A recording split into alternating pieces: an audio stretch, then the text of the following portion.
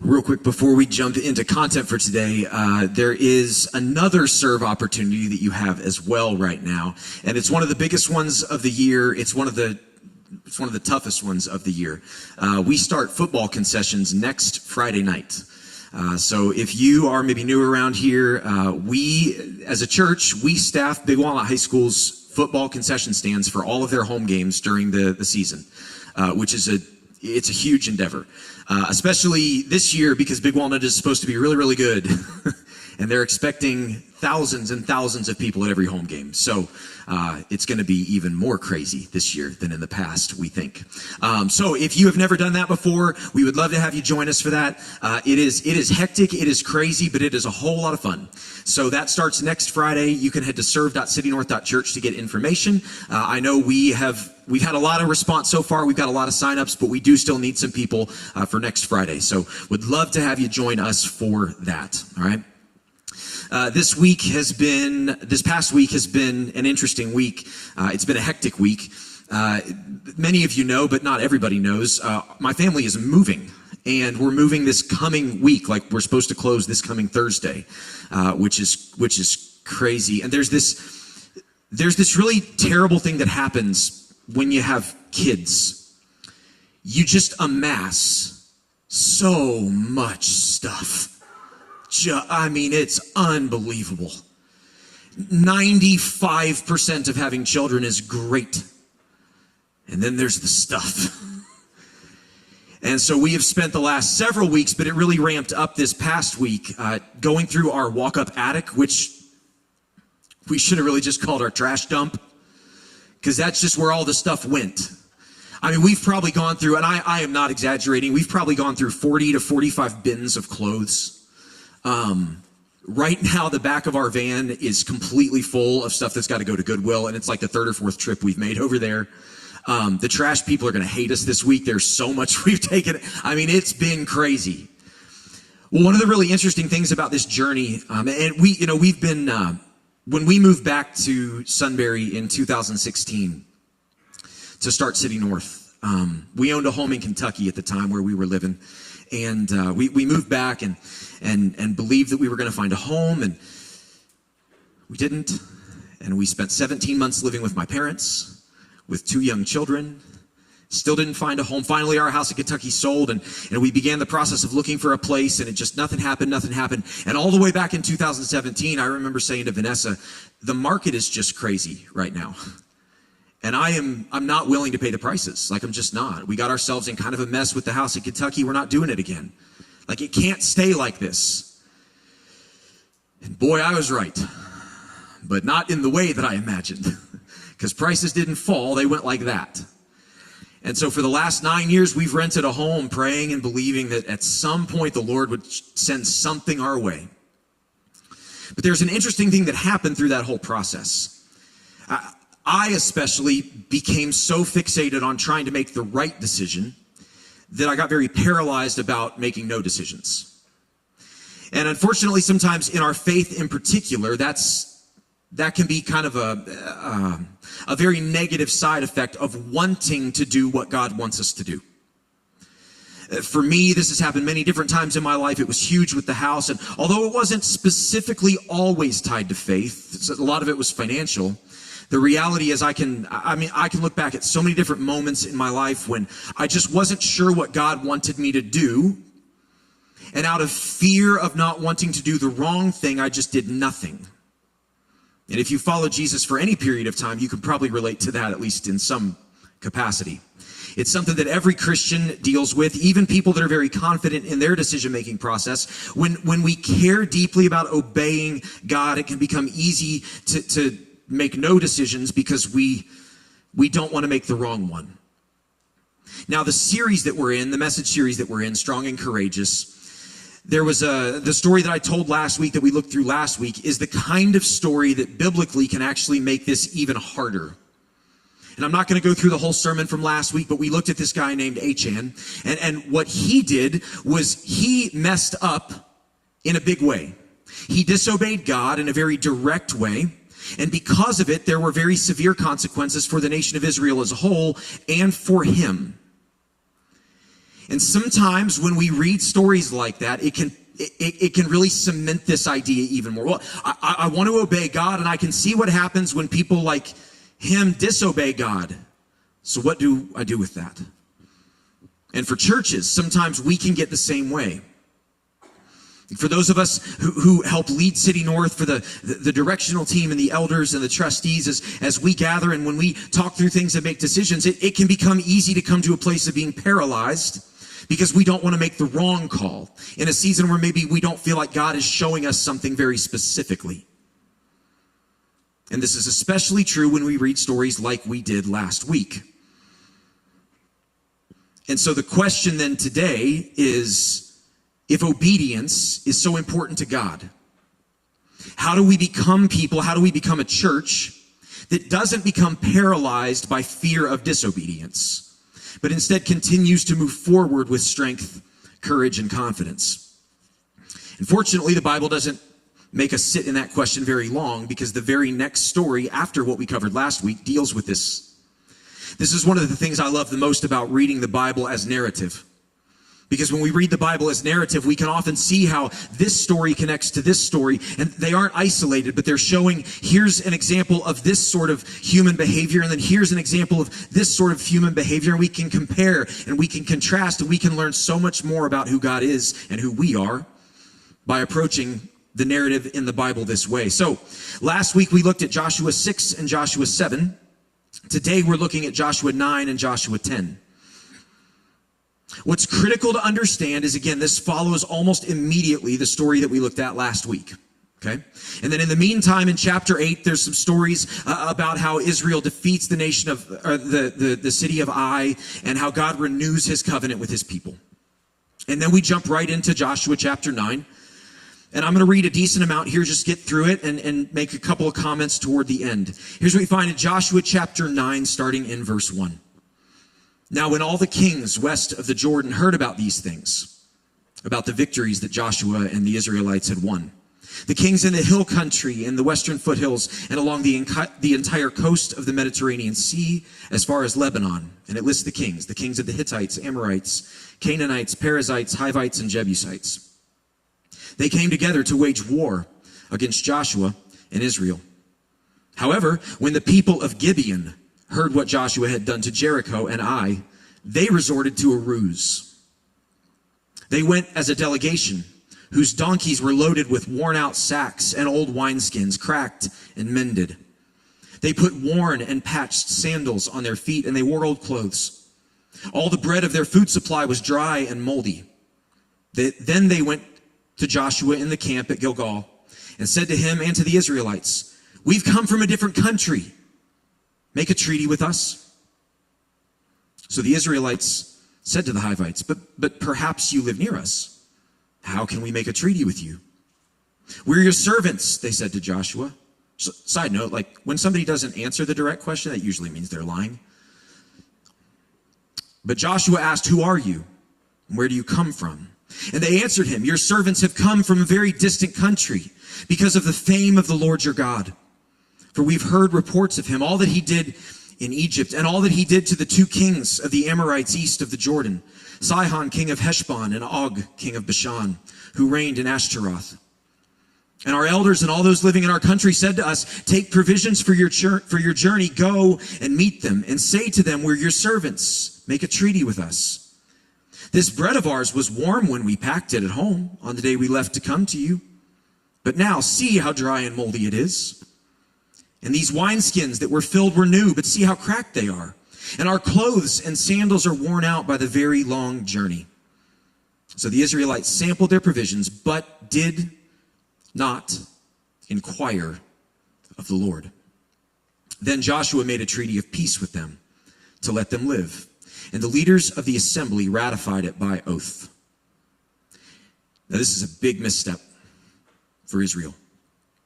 So if you don't remember the context, or if you weren't around for it, at this point in the biblical story, God has led his people miraculously out of slavery in Egypt. He's brought them to the edge of the land that he promised Abraham hundreds of years prior.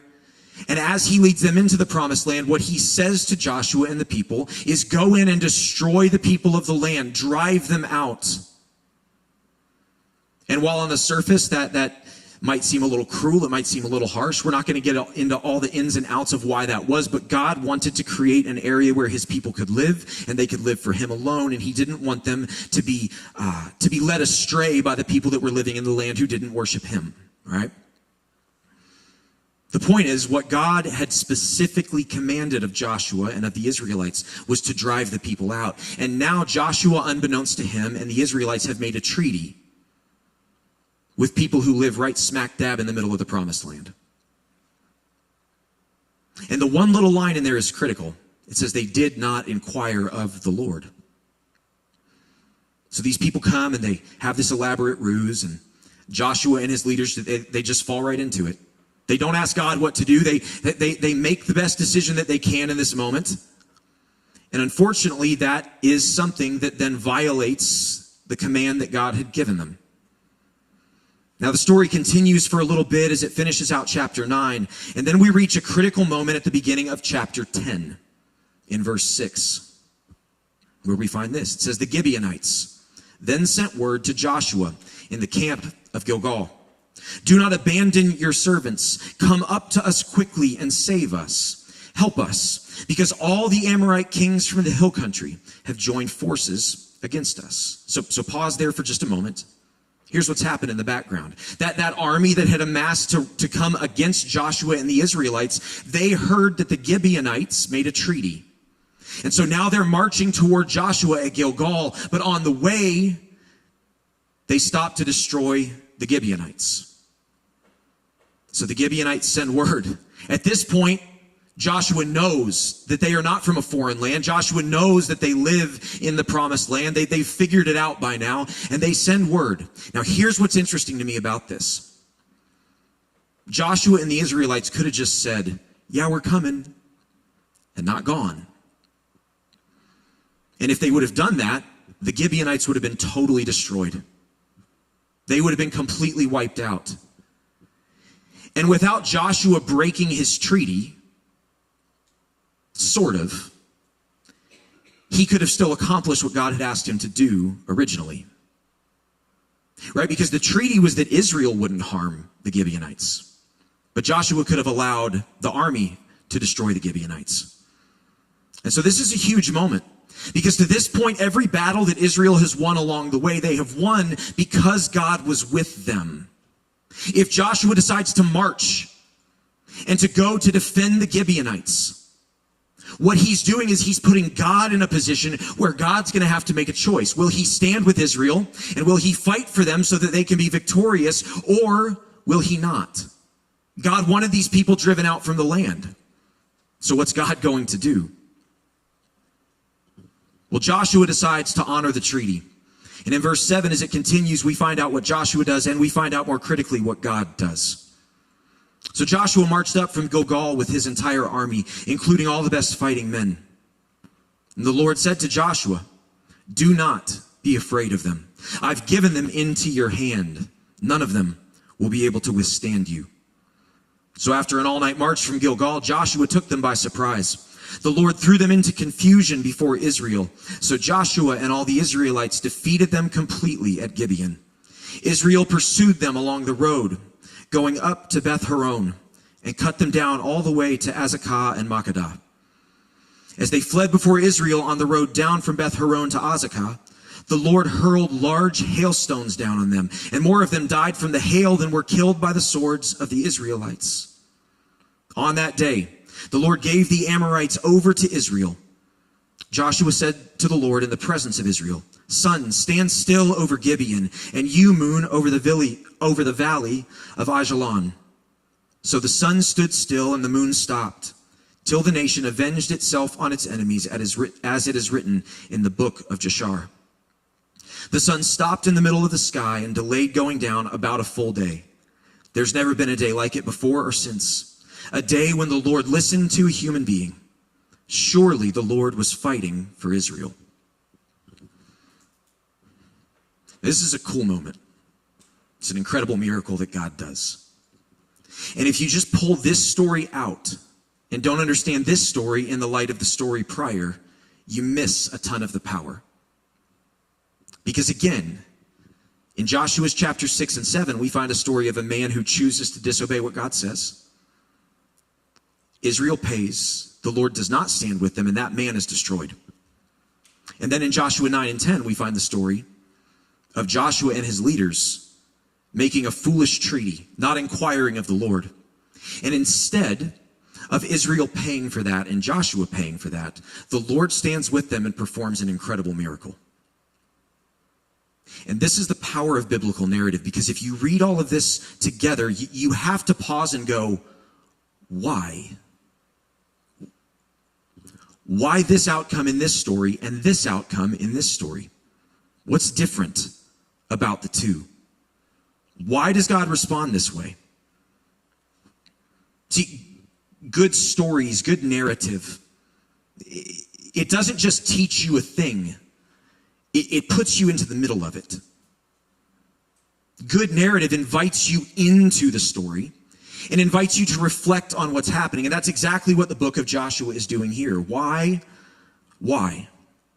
And I think ultimately what it comes down to, if we think about what Achan did versus what Joshua did, there is a critical difference. In Achan's case, there was a direct command given, and he chose to disobey it and to hide that he disobeyed it. It was rebellion. It was straight up rebellion. It was, no, you cannot have candy. And then you find candy wrappers under the pillow. Not that that's ever happened in our house. It was, you've been told a thing, you made a choice to not just do the thing, but to try to hide that you did the thing. It's straight up rebellion. In the case of Joshua, Joshua does not do what the Lord commanded. But it is not because of rebellion, it's because of human fallibility and foolishness. Joshua, at least in the text, we have no evidence that Joshua didn't inquire of the Lord because he was arrogantly disobeying. All we see is that Joshua forgot to consult God in this matter. Joshua thought he had all the information necessary to make a decision. He didn't, and he made the wrong call. Now, if you're anything at all like me, there have been many, many, many moments in your life where you look back and realize, well, I made the wrong call there. And then you have to kind of grapple with well, I didn't even really seek God in that. And sometimes even when you seek God, you make the wrong call because maybe God doesn't speak clearly. Maybe you aren't sure what to do. Maybe there's some stuff that's going on and the point is, what we see in Achan versus Joshua is rebellion versus human wisdom. Rebellion versus independence. Achan knew what God wanted and did the opposite. Joshua moved too fast and forgot to ask because he thought he had what he needed to make the call on his own.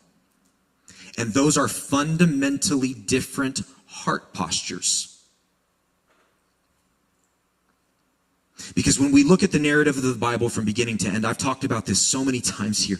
When we look at the narrative of the Bible beginning to end, there is this very clear thread that what God is after is not perfect performance. It's a heart posture of humility before him.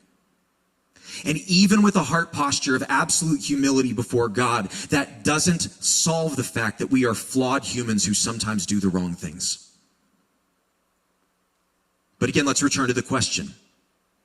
The question is, what do we do with the fact that we care so much about being obedient, but then we don't want to get caught up in never doing anything out of fear of getting it wrong? And this is the solution. Joshua doesn't not make a call because he's afraid of getting it wrong. He continues to move. And I think the reason is because Joshua understood that what the Lord is after is not perfection in our behavior. It's a humble heart. And as long as your heart is humble before God, when you get it wrong, God's like, all right, let's keep going. I'm still with you. God doesn't abandon us when we make a wrong call. God doesn't abandon us when we forget to consult him. God doesn't abandon us when we mess something up. That's not the heart of our Father in heaven. God is not willing to tolerate rebellion. God is not willing to tolerate flat out disobedience. But God stands with his people when we forget when we get busy, when we allow all the things in this world to cloud us. He has grace and compassion for that. And in reality, it's in those moments when we get it wrong that are the primary moments when we demonstrate our faith in him. Because it's easy to follow and serve God when we get things right. But when we get things wrong and have to return humbly to him, those are the moments we prove that our faith is real. Now, again, let's return to the question for a moment. How do we prevent ourselves from being totally just strung up and in this spot where we're not willing to do anything because we don't want to get it wrong? In this story and in so many others in the Bible, I think what we see is that God's perfect faithfulness is greater than our imperfect decisions. God's faithfulness is perfect. My decisions are not. God's faithfulness is perfect. Your decisions are not. God's faithfulness is perfect. Our decisions as a church body, our leaders here, we don't get it all right. We've messed it up more times than I care to think. We've made some call and then looked back and been like, well, that was not it, clearly.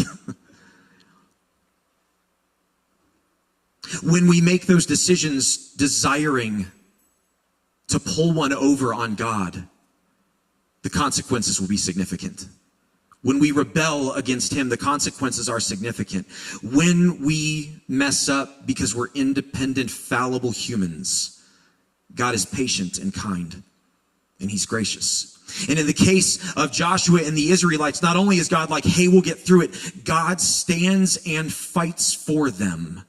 I think one of the most interesting little details in that story is when God sends the hailstones, and it says that the hailstones killed more than the Israelites did. The Lord not only said, hey, Joshua, we are good, but God stood against his own command to Joshua.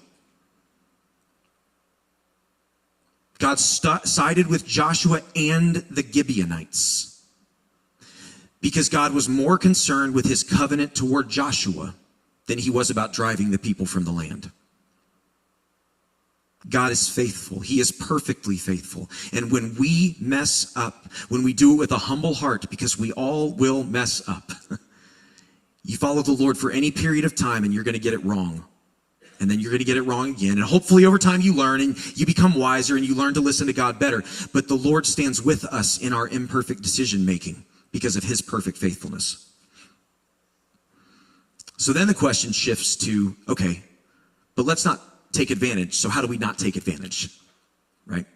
Because there is a distinct difference between saying God's graciousness is available and then using that as an excuse to do dumb things. When I was a youth pastor, I was a youth pastor for a long time, and when I always used to tell my kids, don't do dumb things. It's like blanket statement. Don't do dumb things. Sometimes I say that to my children now. I find that it covers most things. Just ask yourself, is the thing I'm about to do stupid? If yes, don't do it. Be like, hopefully we become wiser and wiser and wiser. Hopefully we learn to depend more and more on the Lord. But how do we make sure as much as possible that when I mess up, I'm not just rebelling against God? Well, for the answer to that, we're going to look at the section that I skipped at the end of chapter 9 and the very beginning of chapter 10. Because what we find there is a situation where Joshua messes up. Joshua and the Israelites don't consult the Lord. And then they're confronted with the mistake that they made. And I think that it's in Joshua's response, how he handles himself, that we have some significant clues for how we can end up in the right place ourselves. So Joshua chapter 9, starting in verse 16. 3 days after they made the treaty with the Gibeonites, the Israelites heard that they were neighbors living near them. So the Israelites set out and on the third day came to their cities, Gibeon, Kephirah, Beeroth, and Kiriath Jearim. But the Israelites did not attack them because the leaders of the assembly had sworn an oath to them by the Lord, the God of Israel.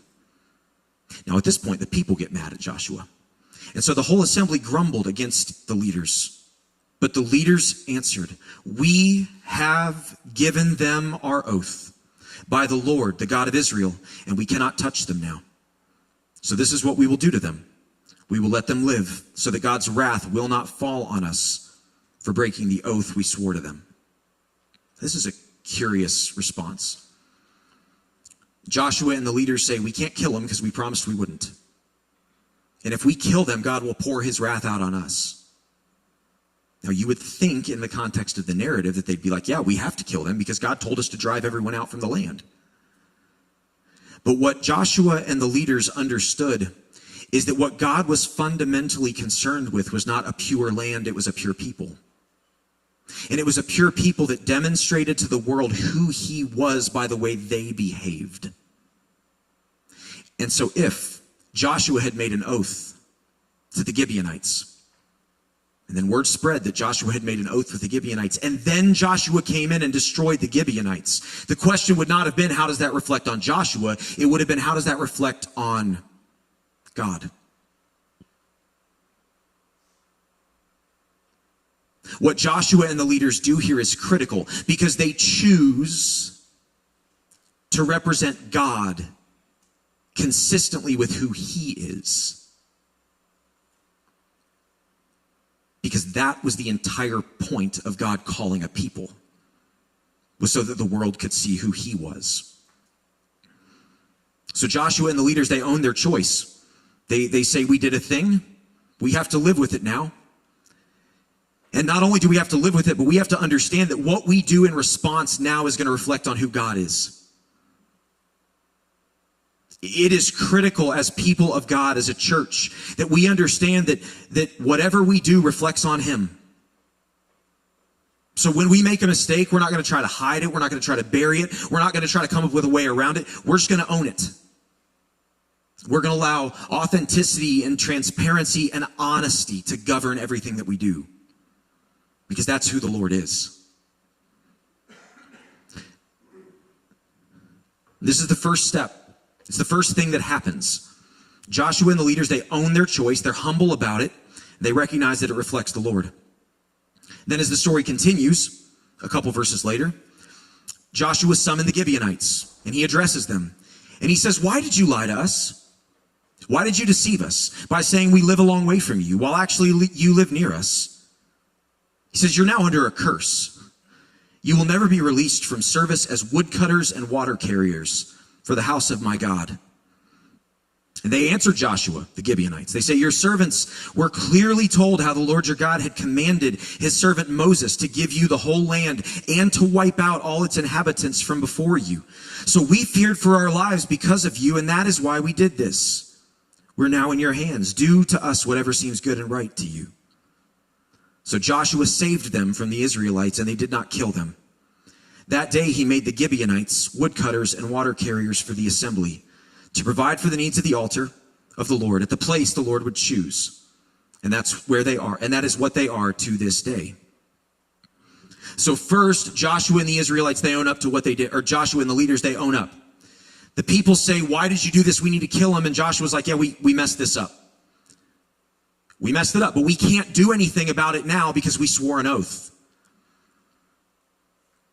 But it's one thing to say that, it's another thing to do it. And so in this moment, when Joshua addresses the Gibeonites, now they're in his hands, they're at his mercy, and Joshua follows through with what he says. He protects them from what Israel as a whole wants to do. So now again, they're reflecting who God is. They've let their yes be yes. They're holding to what they said. So they humbly owned the mistakes that they made, and then they kept their word. For anybody that's following Jesus, for any Christian, any believer in Christ, when you mess up, you've got to be able to humbly own those mistakes, and then you've got to be willing to keep your word, whatever it is. So, as a kind of practical example of this, about 3 or 4 years ago, I was talking about concession stands earlier, and about 3 or 4 years ago it was a rough year for concession stands. Big Walnut had just moved into their brand new stadium, and we went from needing about 16 to 17 people to run the concession stands to needing like 26 or 27. Now, I mean, like, you can look around the room right now. We aren't a huge church. That was a very, very different ask. And that year we struggled. We struggled mightily with it. And then going into the next football, or like we made it, but then going into the next football season, we had some really heavy internal conversations of like, do we keep doing this? Because we about killed ourselves last year.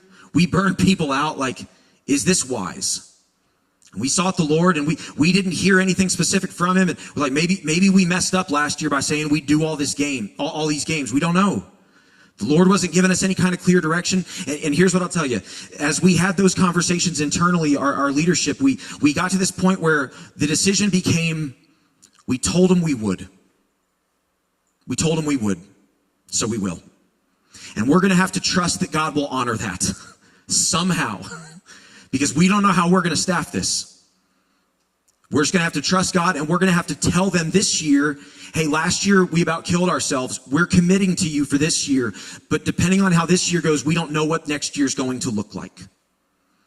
And so we did it. And honest to God, to this day, I don't know how we staffed it that year, but we did. Every game without too much trouble. It was crazy. We didn't really have very many more people. It was just easy. And then we had conversations after the season that were like, how did that happen? We don't know, but it did. And the only thing I can come up with is that we were willing to keep a promise that we made, even if we had made the wrong call.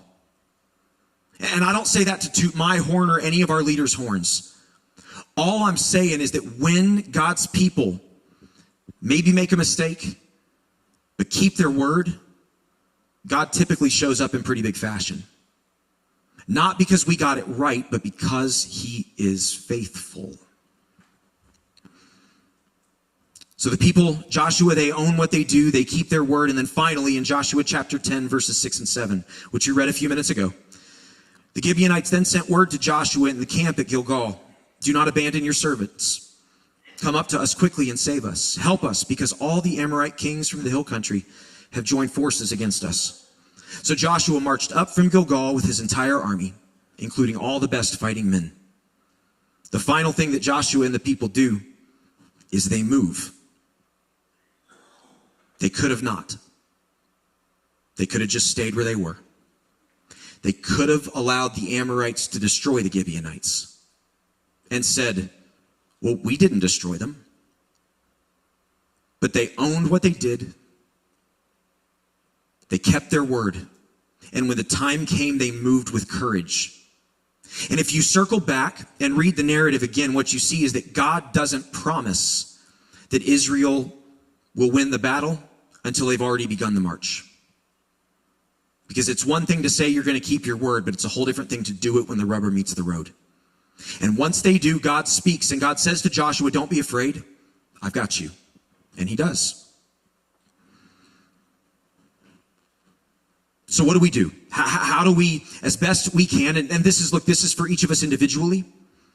This is for me as the point leader of this church. This is for our elders and our directional team and our trustees. This is for our church leaders. This is for us as a church body. How do we make sure that we are a people who, when we get it wrong, continue to receive the Lord's covenant faithfulness to us because we're not rebelling? Well, my covenant, my promise to all of you is that we will own our mistakes, we will faithfully keep our word, and we will courageously move forward. That's it. Because when we do those things, when we allow God to lead, when we make a mistake, but instead of then freaking out and adjusting, if we just keep doing what we said we were going to do, God is faithful. And he is faithful in ways that demonstrate his power, his authority, his strength, not ours. See, at the end of the day, when we read stories like Achan, when we read then this story and think, well, what else maybe could have happened here? I think it's easy to think that self-reliance, that the opposite of self-reliance is like hesitation. Well, we're going to wait on God. We're just going to wait to hear.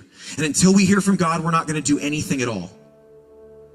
But I don't think that this story or many others in the Bible teach us that the opposite of self-reliance is hesitation. I think what they teach us is that the opposite of self-reliance is dependence. It's not waiting until God speaks. Because God had already given Israel a command. In fact, all the way back at the very beginning when God called Abraham, he said, I'm going to bless you so that you can be a blessing to the nations. That was their job. And so instead of waiting and saying, well, until God tells us exactly what to do, we're going to wait, what they did was they went back to who God had already called them to be, and they moved. For us as a church, I don't know where the Lord's going to call us next exactly. I don't know what he's going to ask of us. I don't know what it's going to look like. I don't know if he's going to speak clearly. I don't know if he's going to be silent. I have no idea. But what I know is this. 2,000 years ago, when Jesus prepared to leave the earth, what he said to his followers was, go now and make disciples of all the nations, baptizing them in the name of the Father, the Son, and the Holy Spirit. Jesus has already commissioned his church. And so if he gives us some kind of a clear direction that we're supposed to go, we'll go. And if he doesn't, we won't just sit back waiting for something more specific than go make disciples of all the nations. We'll just try to do that in the way that seems best at that moment. And if we get it wrong, we'll own our mistake. We'll keep our word. And we'll keep moving. Because ultimately a church, a Christian, an individual, a family, we cannot be people who wait, who hesitate, who need certainty before we step. Because certainty before we step isn't faith at all. It's certainty. Faith requires action when we don't know the outcome. And so as a church, like again, my commitment as a pastor returning from a sabbatical who's had a lot of time to think and pray and ask the Lord what he wants, is that we're going to start moving. Don't know where, don't know how. We're going to start doing some stuff because there is a city outside these walls that is growing and that is growing and that is growing and that is growing. And there's a world outside these walls that is getting more confused and more lost, and that thinks they're living in a way that is right, but in reality what they're doing is living in a way that just leads to utter destruction. But there's hope in Jesus. And we know that. There's life in Jesus. We know that. There's peace in Jesus. We know that. So we can't hesitate and just wait until the Lord says, do this exactly, because if we do, how many people are we condemning to not know him?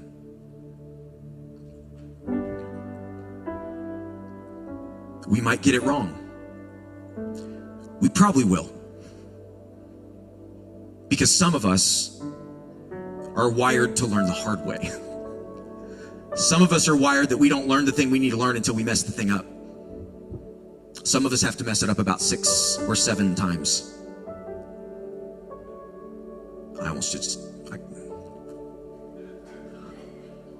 If you don't know what that is, your life is better for it. When we mess up, we will humbly own our mistakes, we will faithfully keep our word, and we will courageously move forward. I don't know what this church will look like in a year, in 6 months, a year. But what I can tell you is that we will be a church that has prayed, that has moved, that has listened, that has adjusted, that has repented, and that has kept going. Not because we think we know it all, but because we trust that God will lead us when our heart posture is right.